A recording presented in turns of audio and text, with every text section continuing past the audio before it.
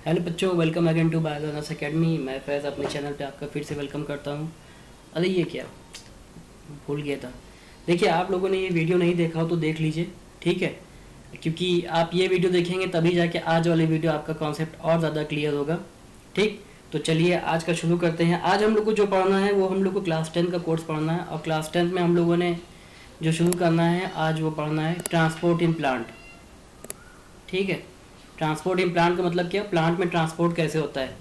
अभी तक हम लोगों ने क्या देखा था, अभी तक हम लोगों ने देखा था कि ह्यूमन में ट्रांसपोर्ट देखा था कि ह्यूमन्स में ट्रांसपोर्ट कैसे हो रहा था। वहाँ पे हम लोगों ने देखा था कि हमारे पास एक टिश्यू थी जिसको हम लोग ब्लड कह रहे थे, और ब्लड के ज़रिए क्या होता, न्यूट्रिएंट्स का और सारी चीज़ों का ट्रांसपोर्ट हो रहा था। तो यहाँ पर प्लांट के पास भी वही होता है, यहाँ पर भी एक टिश्यू होती है जिसके ज़रिए यहाँ पर न्यूट्रिएंट्स का, वाटर का, फूड का ट्रांसपोर्ट होता है। चलिए वन बाय वन शुरू करते हैं। ये मेरे बारे में कुछ ब्रीफिंग देख लीजिएगा।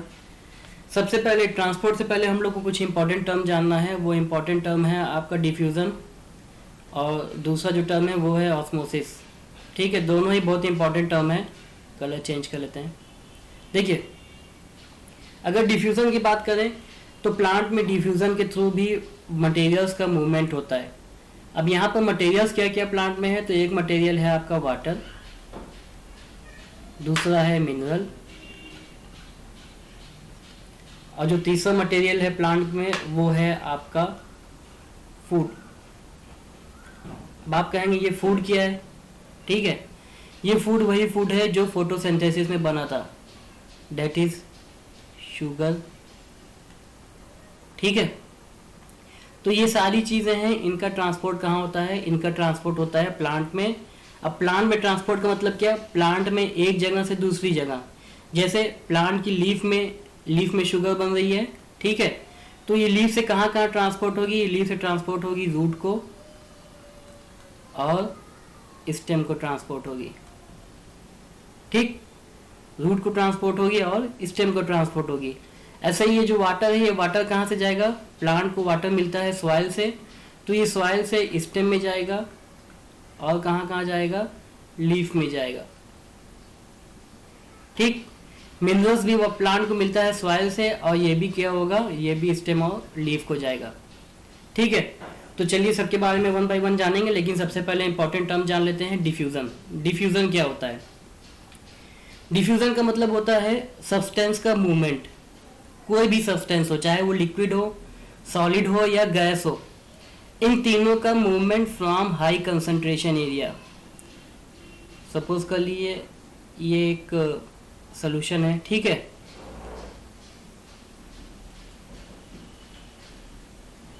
ठीक, यहाँ पर क्या है, पहले वाले सोल्यूशन में आपके मिनरल्स ज़्यादा हैं। उसका कलर चेंज कर लेते हैं ताकि समझ में आए, ठीक। यहाँ पर क्या है, इसमें मिनरल्स ज़्यादा है, और दूसरे वाले में मिनरल्स कम है, ठीक है। तो ऐसी कंडीशन में क्या होगा, जब दोनों में कंसंट्रेशन का डिफरेंस हो, यहाँ पे देखिए लिखा हुआ है ना, from movement of substance from an area of high concentration to an area of low concentration, ठीक। हाई कंसंट्रेशन का मतलब क्या है, जहाँ पर इसका अमाउंट ज़्यादा हो। यहाँ पर देखिए मिनरल का अमाउंट ज़्यादा है, और लो कंसंट्रेशन का मतलब क्या है, जहाँ पर मिनरल का अमाउंट कम हो। तो यहाँ पर ज़्यादा है, यहाँ पर कम हो। ऐसे क्या होगा, इस कंडीशन में दोनों के बीच में एक कंसंट्रेशन ग्रेडियंट बन जाएगा, और जिसकी वजह से क्या होगा, मूवमेंट हो जाएगा आपका ये मिनरल्स का हाई से लो की तरफ, यानी कि सोल्यूशन ए से सोल्यूशन बी में मूवमेंट हो जाएगा, ठीक है। तो यही कहलाता है आपका डिफ्यूजन कहलाता है। दूसरा जो टर्म होता है वो होता है ऑस्मोसिस, इसका भी यूज होता है। ऑस्मोसिस का होता है, ऑस्मोसिस होता है मूवमेंट ऑफ वाटर मॉलिक्यूल्स। ये ध्यान दीजिएगा, यहाँ पर सिर्फ और सिर्फ हम पानी की बात करेंगे, ठीक है। From area of its high concentration to area of its low concentration. और यहाँ पर एक इम्पॉर्टेंट कंडीशन क्या आ जाती है, semi permeable membrane, throw semi permeable membrane. अगर सेमी परमेबल मेम्ब्रेन नहीं है तो वहाँ पर वो डिफ्यूज़न कहलाएगा, लेकिन सेमी परमेबल मेम्ब्रेन आ जाएगी तो वो ऑस्मोसिस हो जाएगा। देखिए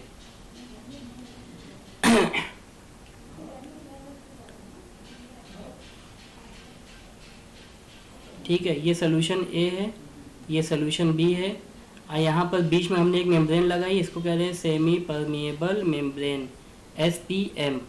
ठीक, अब जब बात SPM की आ गई तो यहाँ पर वाटर भी आ जाएगा। ठीक है, यहाँ पर क्या होगा, वाटर भी आ जाएगा।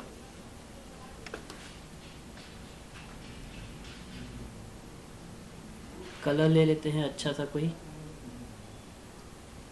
ये यहाँ पर क्या है, यहाँ पर वाटर ज़्यादा है, और सोल्यूशन बी में क्या है, सोल्यूशन बी में वाटर कम है। ठीक है, तो जहाँ पर वाटर ज़्यादा है वहाँ पर क्या है, यहाँ पर न्यूट्रिएंट, ये मिनरल्स आपके कम है। और सोल्यूशन बी में क्या है, सोल्यूशन बी में वाटर कम है लेकिन वहाँ पर मिनरल्स ज़्यादा है। तो अभी हमने क्या बताया था कि जिसका अमाउंट ज़्यादा होता है उसका कंसंट्रेशन ज़्यादा होता है। इसका मतलब क्या हो गया, सोल्यूशन ए में पानी का कंसंट्रेशन ज़्यादा है। ठीक है, पानी का कंसंट्रेशन क्या है, ज़्यादा है, और सोल्यूशन बी में पानी कम है, मिनरल ज़्यादा है, तो पानी का कंसंट्रेशन यहाँ पर कम है। अब बीच में है सेमी परमेबल मेम्ब्रेन, तो ऐसी कंडीशन में क्या होगा, वाटर का मूवमेंट हो जाएगा high concentration area to low concentration area. अब पानी यहाँ से यहाँ आ जाएगा, तब तक आएगा जब तक कि दोनों जगह पर पानी का लेवल बराबर ना हो जाए। ठीक है, तो ये दो टर्म याद रखिएगा, इन्हीं के बेसिस पे, इन्हीं के जरिए क्या होगा, वाटर मिनरल सारी चीज़ों का ट्रांसपोर्ट होगा। देखिए, अभी हमें बात करनी है किस किस चीज़ का ट्रांसपोर्ट होता है। ठीक है, तो हमने बताया था वाटर का होता है, मिनरल का होता है, और फोटोसिंथेसिस प्रोडक्ट का होता है। ठीक, अब जैसे हमारे बॉडी में था, हमारे बॉडी में ब्लड थी, ब्लड के ज़रिए ही ट्रांसपोर्ट हो रहा था, उसी तरीके से प्लांट में दो अलग अलग टिश्यू होती है, एक होती है जाइलम, दूसरी होती है फ्लोएम। इन टिश्यू का काम क्या होता है, इन टिश्यू का काम होता है मिनरल्स, वाटर और फूड का ट्रांसपोर्ट। जाइलम की बात करें तो जाइलम क्या करती है, जाइलम वाटर का ट्रांसपोर्ट करती है और मिनरल का करती है। ठीक है, फ्लोएम की बात करें, फ्लोएम किसका ट्रांसपोर्ट करती है, फ्लोएम ट्रांसपोर्ट करती है फूड का। ठीक, कहाँ करती है, from one part of the plant to the another plant. ठीक है, अब देखिए इसके बाद कुछ और चीज़ें हैं, जान लेते हैं जाइलम और फ्लोएम के बारे में। जाइलम और फ्लोएम टिश्यू जो है ये डिटेल में हम लोग को पढ़ना है, क्लास 9th में ही है, लेकिन कुछ चीज़ें जान लेते हैं। जाइलम की बात करें तो ये जाइलम टिश्यू 4 टिश्यू से मिलकर के बनती है। कौन कौन सी है, ट्रैकीड्स है, वेसल्स है, जाइलम पैरेन्काइमा है,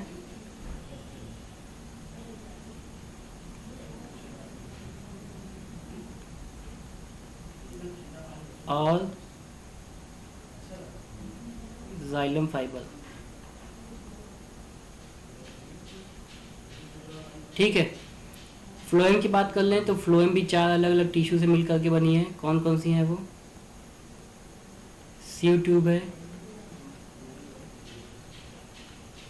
कंपेनियन सेल है,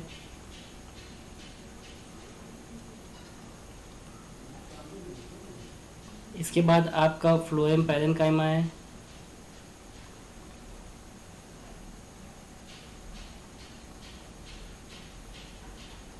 और इसके बाद फ्लोएम फाइबर।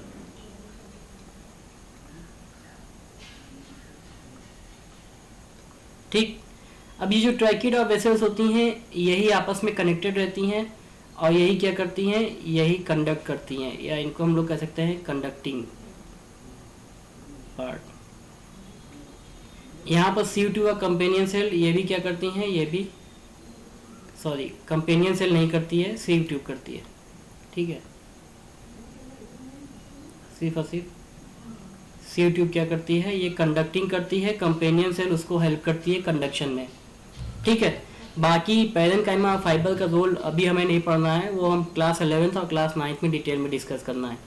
ठीक, तो ये याद रखिएगा, ये जो जाइलम और फ्लोएम होती है ये करती क्या है, बेसिकली ये एक ट्यूब बना लेती है, पूरा का पूरा नेटवर्क। यहाँ पर आप देख सकते हैं ये रूट है, ये स्टेम है और ये लीफ है, ठीक है। तो रूट से लेकर के लीफ तक और प्लांट के टिप तक ऊपर तक पूरे में क्या होता है, यहाँ पर ये पूरा कनेक्टिंग ट्यूब होती है, पाइप कनेक्टिंग वेसल होती है। जैसे जाइलम की बात करें तो ये जाइलम ऐसे आपस में कनेक्ट रहेंगी, फ्लोएम की बात करें फ्लोएम आपस में ऐसे कनेक्ट रहेंगी और दोनों एक दूसरे के पैरेलल चलती है,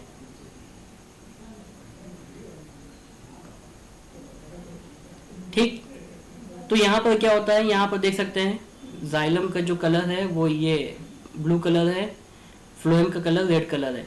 तो ये ब्लू कलर की ये ट्यूब क्या कर रही है, ये ट्यूब नीचे से पानी उठा रही है, पानी को ऊपर ले जा रही है, ऊपर ले जाएगी। ऐसे ही आपका लीफ में भी ऊपर ले जा रही है, एरो देखिए,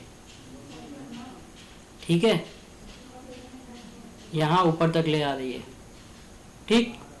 अब फ्लोएम क्या करती है, फ्लोएम दोनों डायरेक्शन में फ्लो करती है, यानी कि लीफ से वो फूड को लेगी, वो यहाँ पे ले आएगी, यहाँ से वो रूट तक फूड ले जाएगी और फिर वो ऊपर तक भी फूड को ले जाएगी, ठीक है। दोनों ही साइड में क्या करेगी, ये ट्रांसपोर्ट करेगी। इसीलिए वाटर के ट्रांसपोर्ट को हम लोग यूनिडायरेक्शनल कहते हैं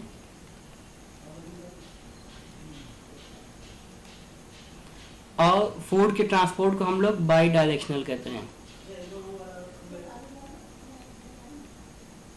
ठीक। यूनिडायरेक्शनल फ्लो और बाई डायरेक्शनल। तो जो जाइलम टिश्यू होती है वो यूनिडायरेक्शनल फ्लो करती है, सॉरी यूनिडायरेक्शनल ट्रांसपोर्ट करती है, और जो फ्लोएम होती है वो बाई डायरेक्शनल ट्रांसपोर्ट करती है, ठीक है। अब देखिए होता क्या है, अगर हम लोग लीफ का एक स्ट्रक्चर काट के देखें, या यहाँ पर हमने एक ट्रांसेक्शन काटा है, ये हमने स्टेम को पतला सा काट के निकाला है यहाँ पे। तो यहाँ पर आप देखते हैं भी बंडल है, ये नीचे वाली फ्लोएम है, ऊपर वाली जाइलम है, ठीक। दोनों टिश्यू आपस में ऐसे कनेक्ट होकर के पूरा का पूरा ट्यूब बना लेती हैं, ठीक है। अब देखिए जो वाटर का मूवमेंट होता है उसको हम लोग, वाटर या फूड का जो मूवमेंट होता है उसको हम लोग कहते हैं एसेंट ऑफ सैप, ठीक। वाटर का जो मूवमेंट है उसको हम लोग क्या कह रहे हैं, एसेंट ऑफ सैप कहते हैं। Movement of water and minerals from root to different parts of the plant, ठीक। अब देखिए रूट से ही क्या होगा, रूट की बात करें तो ये हमारी रूट है, रूट में क्या होता है, पतले पतले हेयर्स होते हैं, ये रूट हो गई। इनमें क्या होंगे, पतले पतले हेयर्स निकले होते हैं, बहुत पतले पतले, इन हेयर्स को हम लोग कहते हैं रूट हेयर। इन्हीं हेयर्स के जरिए क्या होता है, और ये रूट हेयर किसके कांटेक्ट में होते हैं, ये कांटेक्ट में होते हैं सॉइल के। इसीलिए हम लोग पेड़ को पानी देने के लिए क्या करते हैं, जो उसके अगल बगल मिट्टी है, मिट्टी में पानी डाल देते हैं, और उस मिट्टी से पानी कहाँ पहुँच जाता है, उस मिट्टी से पानी पहुँच जाता है प्लांट में, ठीक। तो यहाँ पर क्या होता है, ये जो एसेंट ऑफ सैप है ये दो तरीके से होता है। एक तरीका तो है रूट प्रेशर, दूसरा तरीका है ट्रांसपिरेशनल पुल। तो ऐसे प्लांट जो छोटे होते हैं, उनकी साइज स्मॉल होती है, वहाँ पर जो क्या कहते हैं थ्योरी काम करती है वो कहलाती है रूट प्रेशर थ्योरी।